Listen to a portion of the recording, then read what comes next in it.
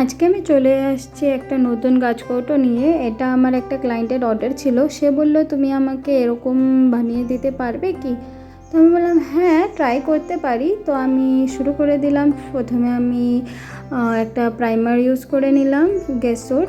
তারপর আমি ওই পুরো গাছকৌটোটাকে প্রাইমার দিয়ে কালার করে নিলাম, বেস তৈরি করে নিলাম। তারপর এখানে আমি অরেঞ্জ আর রেডের একটা শেড তৈরি করে একটা বেস তৈরি করে নিলাম। তারপর আমি ধীরে ধীরে কলকাগুলো বানানো স্টার্ট করলাম। কলকাটা যেরকমই বানানো হয়ে গেল, আমি ভাবলাম ওর তো একটা ক্লের বো বানানো আছে, 7 গাঁঠের বানানো আছে, তো আমি ওটা বানানো শুরু করে দিই। তো আমি সব প্রথমে হার্ডনার আর রেজিনটাকে মিলিয়ে একটা ক্লের কোট তৈরি করে নিলাম।